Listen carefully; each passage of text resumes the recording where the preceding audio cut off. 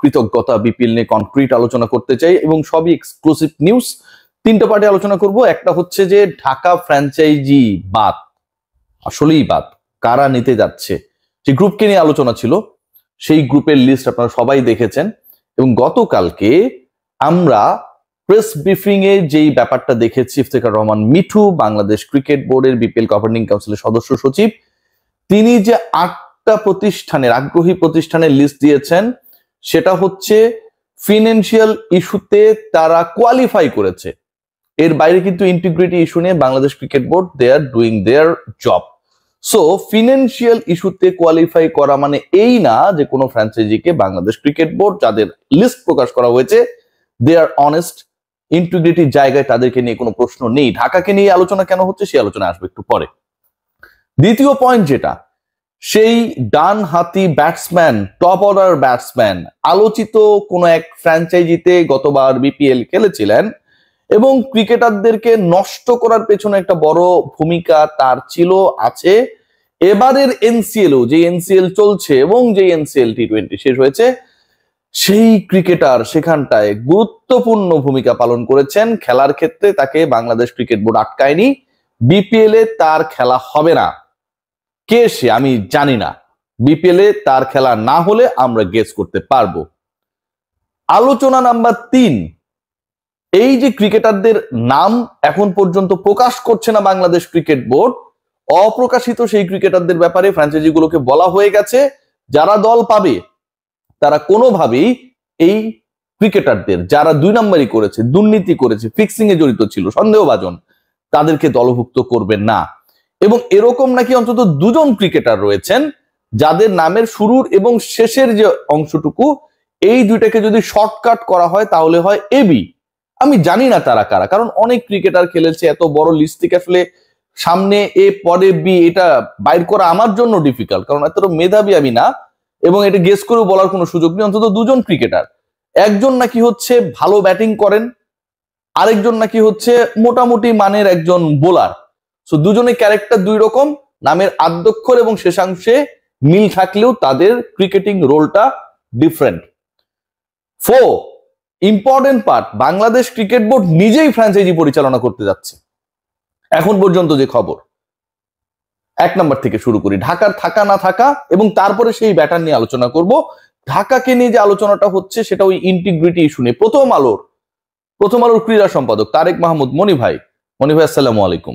মনি ভাই যে রিপোর্টটা করেছিল আপনারা তো জানেন, সেখানটায় হচ্ছে বিপিএল গভর্নিং কাউন্সিল এবং বাংলাদেশ ক্রিকেট বোর্ড যাদের উপর ডিপেন্ড করেছিল স্বাধীন দুর্নীতি দমন একটা ইউনিট করা হয়েছিল, তারা 3 সদস্যের সেই ইউনিটটা ছিল। সাবেক বিচারপতি ছিলেন সেখানটায়, আমাদের শাকিল কাশেম ভাই ছিলেন, আমাদের খালিদ ভাই ছিলেন। এই 3 জন মিলে 900 পৃষ্ঠার রিপোর্ট দিয়েছে, 70 জনের ইন্টারভিউ করেছে এবং তারা সেখান থেকে যে জিসটা পেয়েছে according to the report of Prothom Alo, মনি ভাই সেখানটায় বলেছিলেন যেই ফ্র্যাঞ্চাইজি গুলোকে নিয়ে প্রশ্ন আছে, ফিক্সিং এ সন্দেহভাজন, কতগুলো ঘটনার সাথে তারা জড়িত, এর মধ্যে ঢাকা জড়িত। ঢাকার ব্যাপারে আলোচনা হয়েছে, ঢাকার ইন্টিগ্রিটি নিয়ে প্রশ্ন তুলেছিল according to the report of Prothom Alo, আমার কথা না। এবং সেই একই গ্রুপ, সেই রিমার্ক হারলান, তারা আবারও বিপিএল এ ফ্র্যাঞ্চাইজি পেতে চায়। ধরেন একটা গ্রুপ কোনো একটা পার্টিকুলার টুর্নামেন্টে ফ্র্যাঞ্চাইজি ওনার হওয়ার চেষ্টা করলো, পরবর্তীতে বললো ভাই গ্রুপের মালিক তো জড়িত না, আমরা যাদেরকে দায়িত্ব দিছিলাম তারা জড়িত। তাহলে গ্রুপের মালিক কি ঘাস কাটছে? ঘাস কেটেছে তারা ঘাস কেটে গরুকে খাইয়েছে। তাদের কাজটা কি? আপনি একটা কোম্পানির মালিক, আপনি আপনার কোম্পানিকে বাংলাদেশ ক্রিকেট বোর্ডের সবচেয়ে লুক্রেটিভ ব্র্যান্ডের দায়িত্ব দিয়েছেন, সেখানটায় আপনার কর্মকর্তারা মিস্টার এম টিভি না এম, তারা কি আকাম কুকাম করছে সেটা আপনি খবর রাখবেন না? সো এটা পুরোটাই ওই গ্রুপের রেসপন্সিবিলিটি যে তারা সেটাতে ফেল করেছে। এবং ওই যে রিমার্ক হারলান গতবারও ছিল, এবারও তারা আছে। ওইখান থেকে যেই ব্যাপারটা এখন পর্যন্ত জানা যাচ্ছে যে ঢাকার দায়িত্ব পেতে যেহেতু মাত্র একটা ফ্র্যাঞ্চাইজি জড়িত বা তারা চাইছে, সেই ফ্র্যাঞ্চাইজিকে নিয়ে ইন্টিগ্রিটি নিয়ে প্রশ্ন রয়েছে। আইসিসির কাছে অলরেডি এটা পাঠানো হয়েছে। শেষ পর্যন্ত তাদের দল পাবার সম্ভাবনা 10%, 90% তারা দল পাচ্ছে না, মোটামুটি নিশ্চিত। এবং এই ঘটনা যদি ঘটে তাহলে ঢাকা ছাড়া কি বিপিএল হবে? না, ঢাকা ছাড়া বিপিএল হবে না। বাংলাদেশ ক্রিকেট বোর্ড তারা প্রয়োজনে 1টা অথবা 2টা দলের দায়িত্ব নেবে।